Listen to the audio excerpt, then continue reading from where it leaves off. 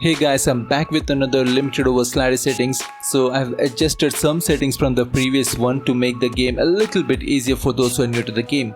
Mind you, this is not an easy slider, but a little bit easier than the hardest slider in the game. So getting into it, and this is for all kind of limited overs, cricket, T20, 50 over and T10 games, and this is a universal setting. You can use this on any pitch or any conditions, because as it is, limited overs cricket all around the world happens mostly on flat decks these days. So coming to base difficulty for AI, it is legend. Striker timing is 93, wicket chance is 52 for ODI cricket. If you're playing T20 or T10, you can push it towards 55 because wickets fall more often in those games. Otherwise 52 is a good sweet spot. Ball quality is interesting because this slider suggests that if you push it towards 100, the AI bowler will bowl with more quality, but unfortunately that's not the situation in the game. If you have it at 100, you will see that the AI bowlers will bowl more full deliveries, more on the leg side, making batting a lot easier. We do not want that, so we have this at 0. Now when you have this at 0, you will see that the AI bowls more on the off stump. Outside the off stump, the length will vary from full to short length, good length, everything, and this will provide a much better matchup and realism. Mind you, we are talking only about right-handed bowlers to right-handed batsmen, because the issue with right-handed bowlers to left-handed batsmen is still in the game, where the bowler keeps bowling outside the leg stump more often than not, and that cannot be fixed with any slider, but we can do with what we have. Run rate is 52 for ODI cricket and T20 cricket, because this I've tested and I've seen that this is a good balance. If you want a slog fest, you can go at 55, 56, but mind you, you'll find it a bit difficult to chase it down as well. Coming to bowling, base difficulty is hardest, and these three settings turn it off right away. You do not want the AI to do the LBW appeals and stuff for you.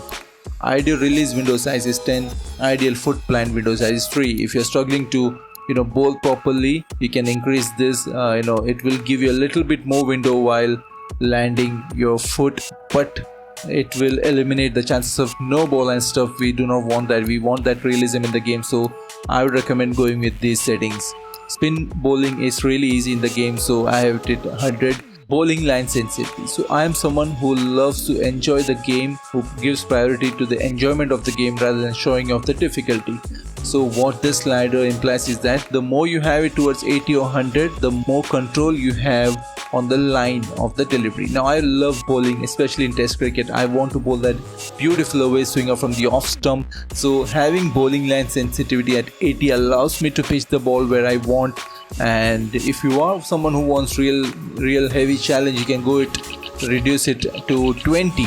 But mind you, the ball will not be pitching where you want and stuff like that. So I feel that even though it's a bit easier, this is much more realistic to have it at 80.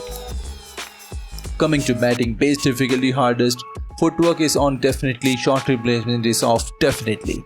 Now the next three sliders, this is where I've given a bit of leeway compared to my previous slider. Ball marker display time is 8, early short timing window is 3, late short timing window is 5. I am someone who loves playing the shot a little bit late, so I have given it 5. If you want even more leeway, you can push it towards 4 here and 8 here. But that makes it a little bit easier. 3 and 5 is a good challenge between bat and ball. Short timing difficulty is 98 for me. Now if you're finding it a bit too easy, you can push it towards 100, but 98, 100 doesn't make too much difference. And advanced short timing difficulty, well, we don't want it at 100 anyway, so I'm going into 90. It should not be easy for you to jump down the track and hit sixes of paces and spin bowling. I mean, if you're good enough, you will still play that shot, so 90 is a good balance for there. Striker skill bonus is 1. If you remember, I've mentioned in my previous sliders to turn off all the bonus skills and boost, but then the game was getting a little too difficult, and for new people especially, it's better to have some kind of boost and bonus when you play proper shots. So I've given a little bit, just 1 point here. Foot placement difficulty definitely 100, ball quality is also 100. Ideal input power boost. Now when you play a shot, you will see the timing window below your screen saying what kind of timing you had in the shot, okay, ideal, poor.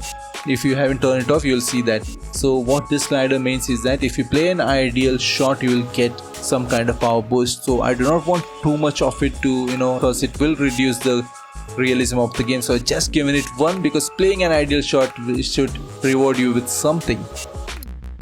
Poor input power penalty is 82. So if you play a poorly timed shot, you should be penalized, obviously. And if you want a much more difficulty, you can push it towards 90 or 95, but for me 82 is pretty good slider setting here for poor input power penalty.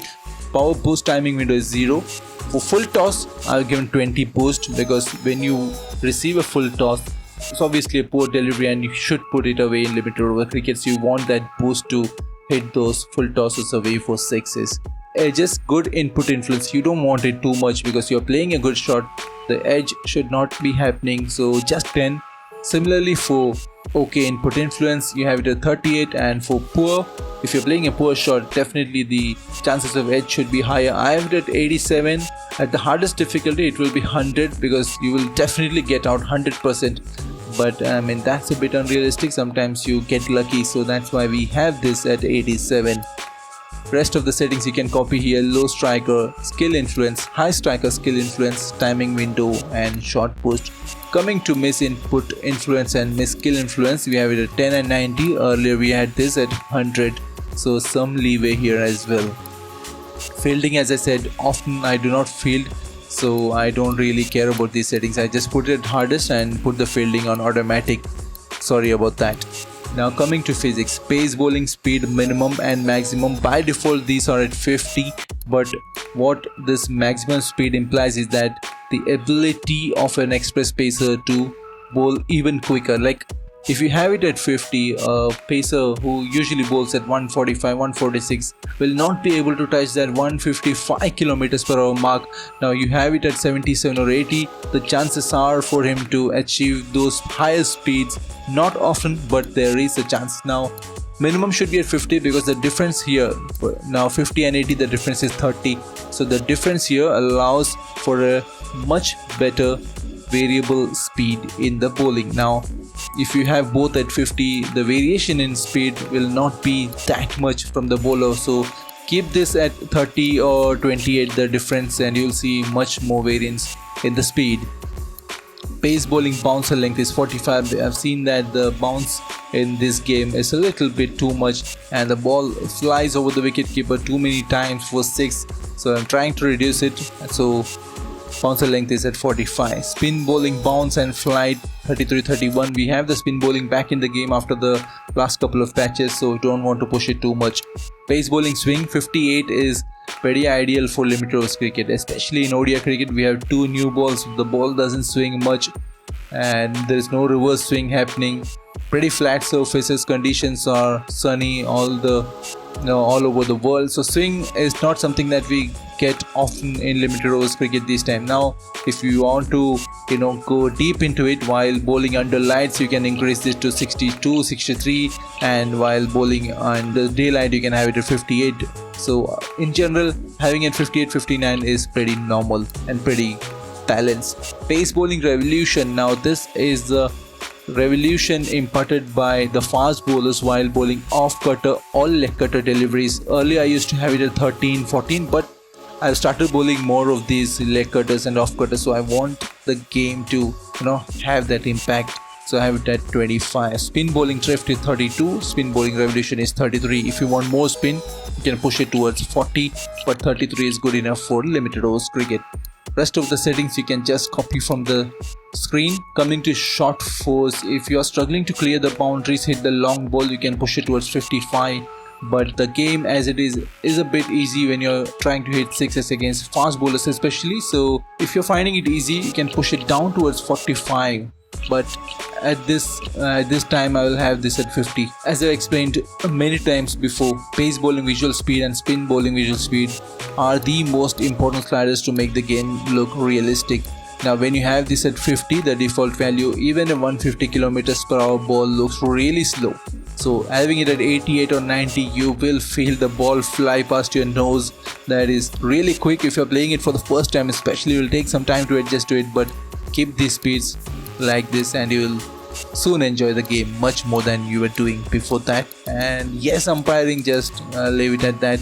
So these are the settings that I'm using for limitless cricket right now, and I think you guys will enjoy this as well. Of course, you can comment and let me know if you are not getting the ideal result with these settings. I'm open to suggestions. So yes, until the next time, it's goodbye from me. Take care, have a nice one.